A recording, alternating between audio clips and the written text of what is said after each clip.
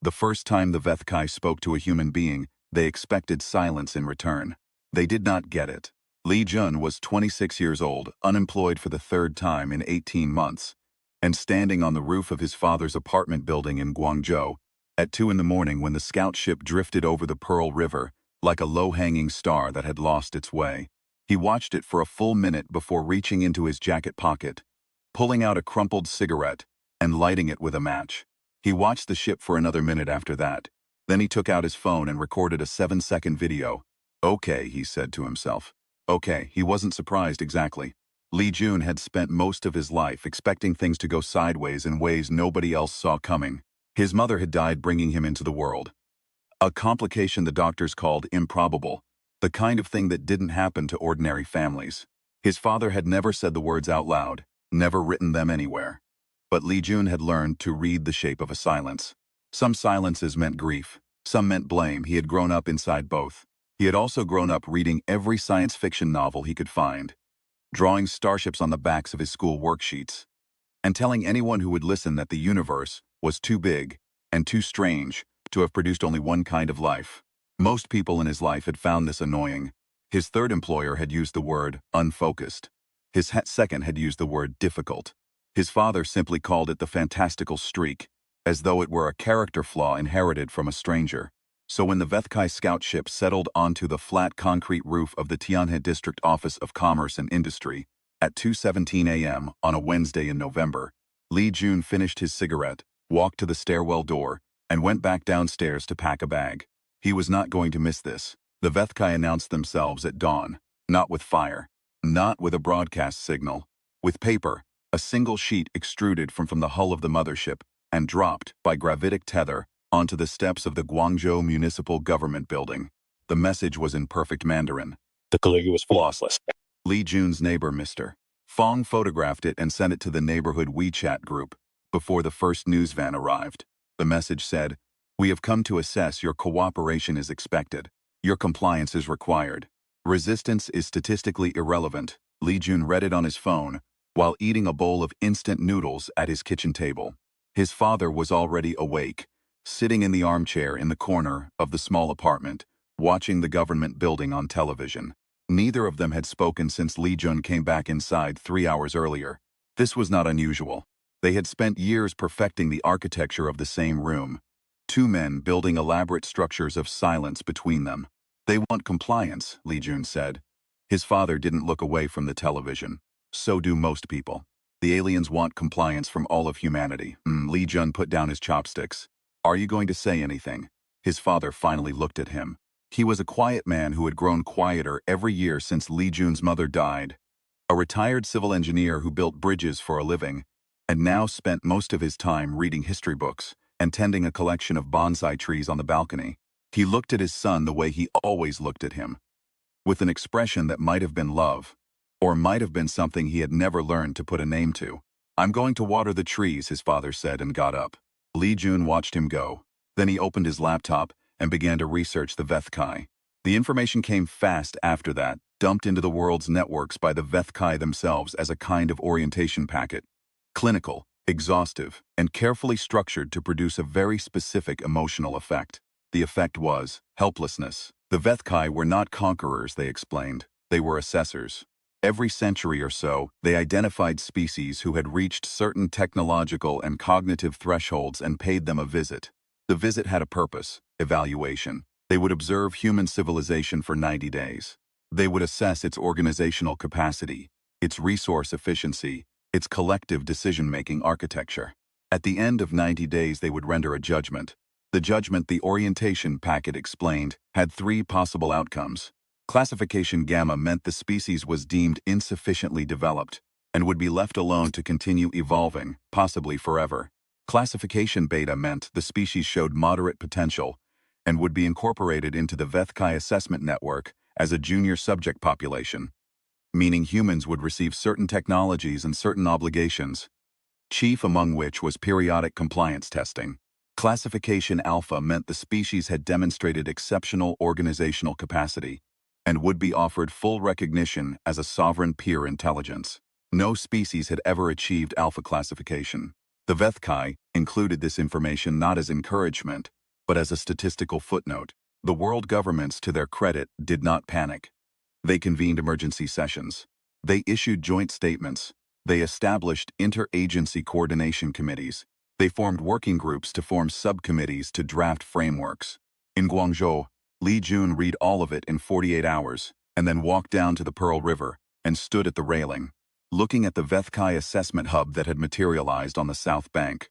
A structure like a crystallized thought, silver gray and geometrically exact, humming at a frequency you felt in your back teeth rather than heard. He had a notebook, he had 3 pens.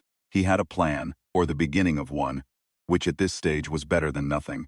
The Vethkai, he had noticed, were extremely interested in certain things: organizational efficiency, collective resource allocation, measurable output per unit of time. They were running assessments across every major human city simultaneously, feeding data into evaluation matrices that would determine humanity's classification. What they seemed less interested in, what their orientation packet didn't mention at all, was the texture of how humans actually worked. The improvisation, the stubbornness, the particular way a person who has been told their whole life that they are unfocused and difficult, and given to fantastical thinking, will, when sufficiently motivated, demonstrate a capacity for focused, disciplined, and an entirely practical action that surprises everyone, including themselves. Li Jun had a theory. He wanted to test it. The Vethkai Assessment Hub in Guangzhou was staffed by 3 observers. They were tall, bilaterally asymmetric, and communicated primarily through modulated bioluminescent patterns along their thoracic surfaces. A language of light that humans could not produce, and most translation software could only partially decode. They had established an interface station near the hub entrance, a kiosk staffed by a translation program that could convert Mandarin to Vethkai signal patterns with about 70% fidelity. Li Jun showed up on the 3rd day with his notebook and his 3 pens and a proposal. The Vethkai observer who came to the interface station was the smallest of the 3, which still made it approximately 2¼ meters tall. Its bioluminescent patterns cycled in slow amber waves, which the translation software rendered as, "State your purpose." "Brevity is efficient. My name is Li Jun," he said. "I am a private citizen. I am not here representing any government or organization. I want to offer you something. Individuals do not possess assessment-relevant data." The translation came back. "Data is drawn from systemic sources, I know," Li Jun said. "That's the problem. You're measuring systems. Systems are what we build when we agree on things. But the way humans actually work, the reason we've lasted this long and built what we've built, that doesn't show up in systems. It lives somewhere else." The bioluminescent patterns shifted, a faster pulse, more violet than amber. The translation software hesitated, then rendered. "Clarify." Li Jun opened his notebook. "I'd like to show you." What Li Jun showed them over the following 11 days was not what anyone expected. He didn't show them the Great Wall, or the space program, or the vaccine development infrastructure. He didn't build a presentation deck or convene a panel of experts. Instead, he started small. He brought them to a street food stall run by an elderly woman named Mrs. Chen, who had been operating out of the same corner in Jueshu's district for 31 years without a day off, except for the 3 days after her husband died, and who had, during that time, trained 7 apprentices, adjusted her menu 23 times in response to neighborhood demographic shifts, and maintained a customer loyalty network that operated entirely through word of mouth and personal memory. He brought them to a construction site where a team of workers had been rebuilding a retaining wall that kept washing out due to a drainage design flaw no engineer had been able to fix. The workers, who had no engineering credentials, had devised a solution using layered stone channels based on a pattern one of the older workers remembered from his village in Guangxi, and the wall had held through 2 typhoon seasons. He brought them to a community center in Haizhu district, where a group of retired factory workers had, over the course of 6 years, collectively taught themselves to maintain and operate a small automated workshop that the factory that employed them had abandoned as uneconomical. They ran it 3 days a week and produced components for local bicycle repair shops. He brought them to his father's apartment. This last one he hadn't planned. It happened on the 9th day, when the Vethkai observer, Li Jun, had started thinking of it as Observer 3, because it was always the smallest ones who came to the interface station, asked through the translation software, a question he hadn't expected. "The individuals you bring us," the translation rendered. They possess notable adaptive capacity. Where did this capacity originate? From necessity, Li Jun said, and from each other specify. The mechanic of transmission, Li Jun thought about this for a long time. They were standing outside the community center in Haiju, in the late afternoon light, and the Pearl River was silver in the distance, and somewhere behind him, one of the retired factory workers was playing an erhu. Not well, but not badly, just passing the time. I can show you, he said finally. But it'll require a detour. His father was on the balcony with the bonsai trees when they arrived. Li Jun's father was a man who did not startle easily. He had been through the earthquake of '08 as a structural engineer, and had spent 3 days assessing collapsed buildings, while aftershocks rolled through the ground underfoot, and had documented his findings with the same steady handwriting he used for everything. He looked at Observer 3, who was ducking slightly to avoid the balcony roof beam, and then he looked at his son. You brought one, he said. I did. You could have called ahead. You would have told me not to. His father considered this, apparently found it accurate, and turned back to the bonsai trees. He was trimming a juniper, a small deliberate act with small deliberate scissors. Observer 3's bioluminescence cycled in a pattern the translation software, which Li Jun's was holding on his phone, rendered as, purpose of this lease location. This is where I grew up, Li Jun said. This is my father, the elder. Relation. Genetic progenitor? Yes. Assess. What function does this individual serve in your adaptive capacity network? Li Jun looked at his father's hands on the scissors, at the precise way he turned the pot, at the unasked question in the set of his shoulders that had been there Li Jun's whole life. He taught me to look at things carefully, Li Jun said. Even when I didn't know he was teaching me. Even when neither of us was talking. His father stopped trimming. He didn't turn around. Observer 3's patterns shifted to something the software couldn't parse well. A complex interweaving of blue and gold the translation returned as, this is not organizational data. This is not systemic efficiency. No, Li Jun agreed. Li Jun was quiet for a moment. On the balcony, his father very carefully set down the scissors and picked up a watering can. It's why the systems work, Li Jun said. You've been measuring the outputs. I'm trying to show you the source. The Vethkai Evaluation Board met on the 42nd day. Li Jun was not invited, nobody was. The board met inside the assessment hub, behind whatever passed for closed doors in a structure with no visible seams entrances, and processed its data for 72 hours without interruption. The world's governments issued statements reminding their populations not to attempt contact with the assessment hub during deliberation. The world's populations largely ignored this, gathering in the plazas and streets surrounding every assessment hub on every continent. Quiet in the way that only very large groups of people can be quiet. The quiet of collective held breath. Li Jun sat on the steps of the Pearl River railing, where he'd stood on the 3rd day with his notebook. He had brought the notebook again. He had been keeping records, not of the alien assessment, but of everything he'd shown them, Mrs. Chen and her 31 years of adaptive menu planning. The construction workers and their drainage channels. The retired factory workers and their reclaimed workshop. His father and his bonsai trees and his precise, silent, untransmittable knowledge. He had also, though he would not have admitted this to anyone, been keeping a record of something else. Something he'd noticed in Observer 3 over the past 42 days. The way its bioluminescent patterns had begun to slow in his presence. Not the amber pulse of impatience or the rapid violet of demand, but something slower and more complex. Something the translation software kept rendering as undefined or insufficient data. As though the observer were encountering information its classification matrices didn't have a category for. His phone buzzed. It was a message from his father. Come home for dinner. He looked at the message for a long time. Then he typed, I'll be there. He was 3 bites into a bowl of rice and braised pork when his phone lit up with the government broadcast. Every screen in Guangzhou showed it simultaneously. The assessment hub's exterior surface had become a display, and it was broadcasting in every human language at once. The Vethkai words flowing in their bioluminescent script, while translation arrays rendered them in text below. The evaluation board had reached a preliminary decision. Not a final one, a preliminary one. Li Jun read it 3 times. The board had identified, across the 90-city assessment network, an anomalous data cluster in Guangzhou. The cluster did not conform to any of the standard organizational assessment matrices. It did not map to efficiency indices or resource allocation models or collective decision-making protocols. It mapped, instead, to a category that had not been used in recorded Vethkai assessment history. a category the translation software rendered imperfectly but clearly enough as non-systemic adaptive coherence originating from relational transmission. In other words, things humans pass between each other that don't show up in systems. In other words, the source. The board was requesting an additional 30 days of data collection.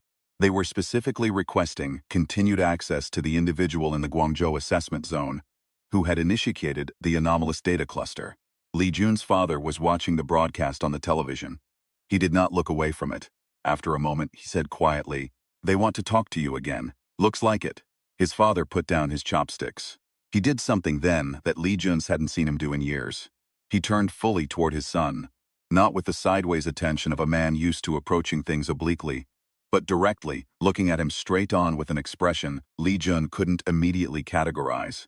"You're not unfocused," his father said. Li Jun blinked. "I know I made you feel like you were. For a long time."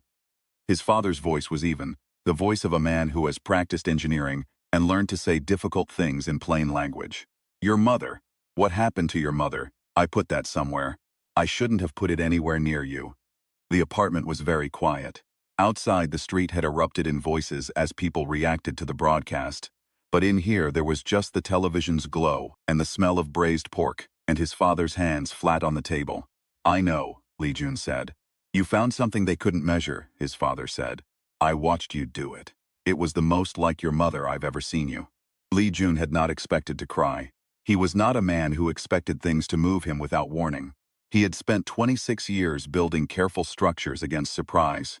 But some things are bigger than the structures you build, and some silences, when they finally end, hit you like a wave you didn't see coming. He pressed the back of his hand to his mouth for a moment. Then he picked up his chopsticks. "I should eat," he said. "I have 30 more days of work to do." The additional 30 days were different from the first 42.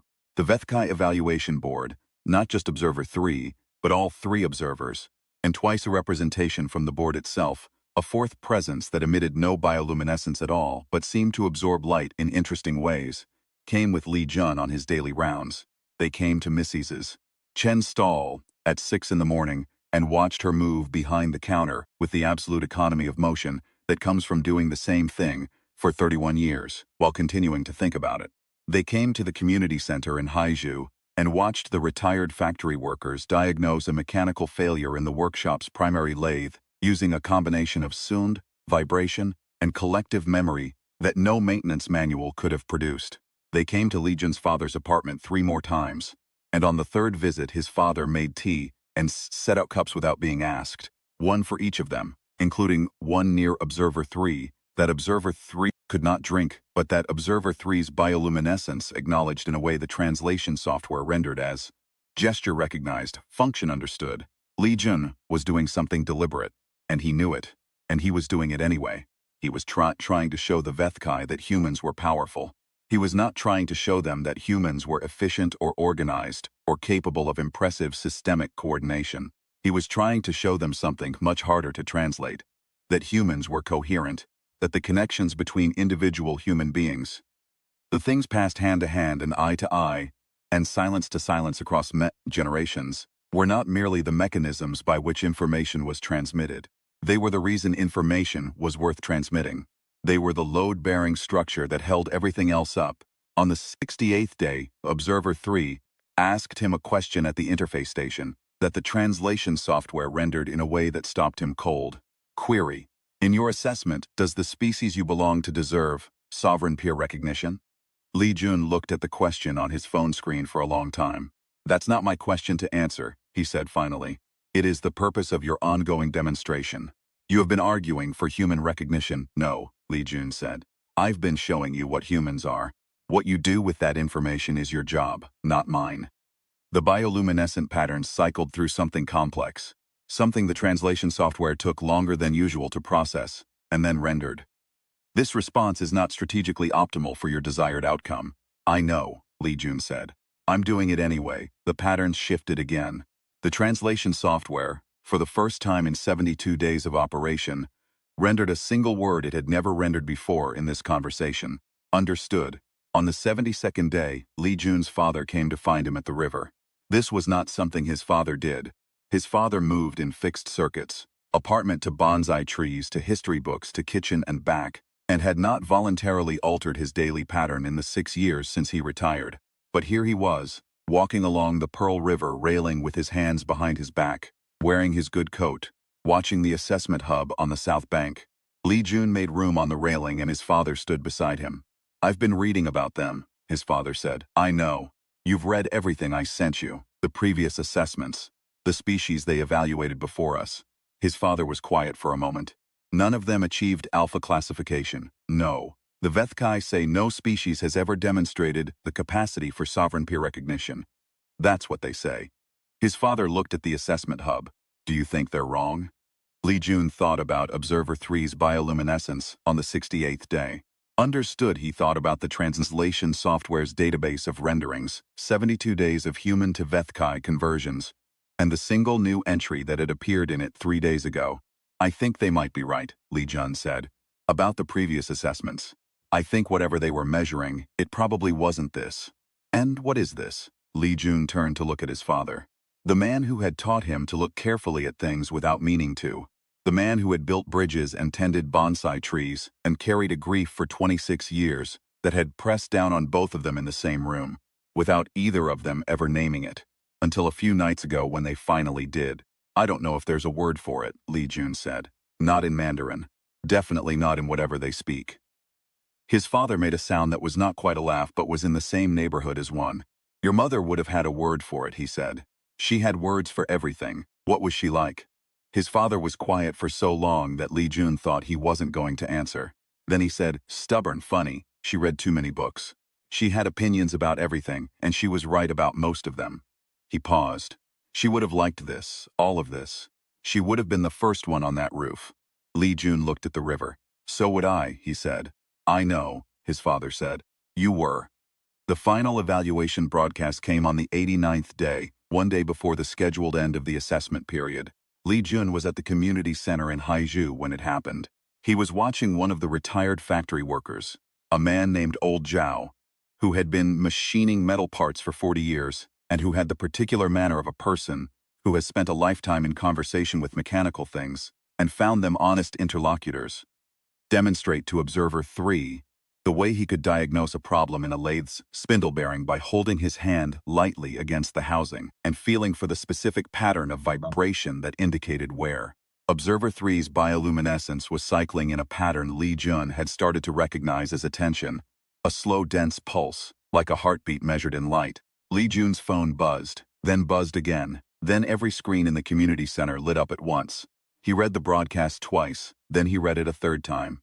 The Vethkai Evaluation Board, after 89 days of continuous assessment across 90 human population centers, had reached its final determination. The determination was unprecedented. They were not rendering a classification. What they were rendering was something their own assessment framework had never produced. A recommendation for framework revision. The evaluation matrices, the board stated, had proven insufficient for the data they had encountered. The existing categories, gamma, beta, alpha, were predicated on a model of civilizational intelligence that treated individual cognitive capacity and systemic organizational architecture as the primary determinants of developmental standing. The human data did not fit this model, not because it fell below the model's thresholds, but because it operated through a mechanism the model had no provision for. The Vethkai Evaluation Board was recommending that the assessment framework be expanded to include a new classification. The new classification had no name yet. The board had asked, as part of its official recommendation, that the species being assessed propose one. Old Zhao was still holding his hand against the lathe housing, feeling for vibrations, when Li Jun looked up from his phone. Observer 3's bioluminescence had gone very still. "Do you understand what they're asking?" Li Jun said. The translation software rendered, "We understand. We are also asking you, me specifically. You initiated the anomalous data cluster. You have spent 89 days demonstrating the mechanism we cannot classify. If there is language adequate to name it, you are the most probable source." Old Zhao had taken his hand off the lathe. He was looking at Li Jun with the expression of a man who has seen many things happen in workshops and knows that most of what matters happens quietly. "What do you think?" Li Jun asked him. Old Zhao shrugged. "You know how it is," he said, in the particular dialect of a man from Guangxi. "When you find something that works and doesn't break, You don't name it. You just keep using it. Lee Jun looked at Observer 3. I need to call my father, he said. He called his father from the street outside the community center, in the November afternoon light, with the Pearl River at his back, and the city moving around him in its usual unconcerned fashion.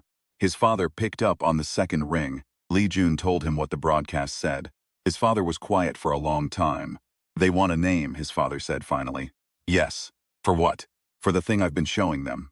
The thing that doesn't fit their framework. Another silence, a longer one. Lee Jun listened to his father, breathe on the other end of the phone. A sound so familiar he didn't usually notice it, the specific weight of his father's presence, in a room or on a line. The particular quality of his attention when he was thinking carefully about something. I was reading last night, his father said. About the bridges I used to build. Okay. There's a concept in structural engineering. Not a technical term, more of an informal one. The old engineers used it. It refers to the force that holds a structure together, when the math says it should have fallen. The friction between components that exceeds what the design accounts for. The extra. He paused. There's no good translation.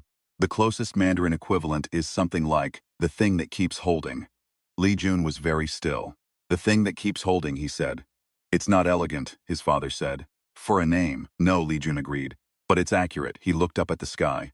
Somewhere above the clouds, the Vethkai mothership was still in orbit, still running its assessments, still processing 90 days of human data through evaluation matrices that had just discovered they were the wrong shape.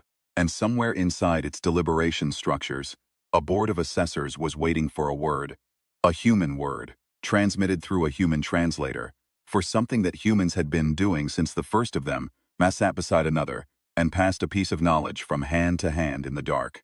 I'll call you tonight, Lee Jun said. Come home for dinner, his father said. I'll make the braised pork again. Okay. And Lee Jun, yes? Your mother would have thought of a better name. Lee Jun laughed. It surprised him. The sheer unguarded quality of it, the way it came out of him before he could shape it into anything more controlled. He laughed, and his father was quiet on the other end of the line. But it was a different kind of quiet than the ones he'd grown up inside. It was the quiet of a man who is smiling. The name Lee Jun submitted to the Vethkai evaluation board was not the thing that keeps holding. He spent 3 hours working on it, sitting at the kitchen table in his father's apartment while his father cooked, and the bonsai trees sat on the balcony in the night air, patient and deliberate and exactly as shaped as they needed to be. He submitted a document, 7 pages. It explained the mechanism he'd been demonstrating for 89 days. Not as a mystical property of human consciousness, not as a poetic metaphor, but as a functional description of something observable and specific. The capacity of individual humans to transmit adaptive intelligence through relationship rather than system. The way a street food vendor's 31 years of knowledge lived not only in her hands, but in the 7 people she'd trained, and the customers who'd learned to trust her judgment. The way a construction worker's memory of a drainage tech from his village was a form of cultural knowledge that the engineer's manual would never have contained. The way a man who taught his son to look carefully at things had given him a tool that would 40 years later, and very unexpectedly, turn out to be exactly the right tool for talking to aliens. He called it relational intelligence. It wasn't a poetic name. It wasn't the kind of name that would look good on a monument, but it was precise, and it was honest, and it described something real, which was more than could see for most names given to important things. The Vethkai Evaluation Board received it at 11:47 p.m. on the 89th day. At 12:03 a.m. on the 90th day, the last scheduled day of the assessment, they broadcast their final determination. Lee Jun was asleep when it happened. His father woke him by knocking on his bedroom door, which he had not done since Lee Jun was a child, and needed to be called for school. They answered, his father said. Lee Jun sat up in bed. He took the phone his father was holding out to him. He read the broadcast. The Vethkai Evaluation Board had accepted the proposed classification. They had incorporated relational intelligence as a primary assessment category, retroactively applicable to all previous evaluations. They were recommending that the 11 previously assessed species, all classified at beta or below, be re-evaluated under the expanded framework. Human civilization had been awarded provisional alpha classification, pending formalization of the new assessment protocols. The broadcast ended with a line that the translation software rendered with unusual care, flagging it as carrying particular formal weight in the original Vethkai signal language. This determination is made on the basis of demonstrated capacity, not organizational architecture, not systemic efficiency, not collective technological output, on the basis of the thing that keeps holding. The assessment board acknowledges that this phrase was provided by a private citizen of the Guangdong province of the nation-state of China, and enters it into the official record of this determination as the most precise available description of what we encountered. Li Jun read it 3 times. Then he put the phone down on the bed and looked at his father, who was standing in the doorway in his pajamas and his reading glasses, holding a cup of tea he'd already made. Because some things you know before you know them, because some knowledge lives in your hands and moves faster than thought. Is the braised pork still in the fridge? Li Jun asked. His father blinked. It's midnight, I know. His father looked at him for a moment. Then he turned and walked toward the kitchen. I'll heat it up, he said. Li Jun got out of bed and followed his father down the hall, through the small apartment that smelled like tea and old books and the particular quiet of a shared life, into the kitchen where the light was on and the Canton Tower was visible through the window, standing in the Guangzhou night like it always had. A thing that kept holding had kept holding for years, would keep holding, while outside the assessment hub on the south bank of the Pearl River went dark for the first time in 90 days. Its work complete, its framework revised, carrying back into orbit something it had come to measure and found it could not, something it had come to assess and discovered it first had to learn to see. The pork was good cold, it was better warm. Li Jun ate 2 bowls and his father ate 1. And they sat at the kitchen table in the middle of the night, with the city doing what cities do around them. And for a long time they didn't say anything, because some things don't need words, and some silences are not about grief or blame or the weight of what was never said. Some silences are just 2 people in the same room, together, which is enough, which has always been enough, which is the thing that keeps holding when everything else tries to calculate whether it should.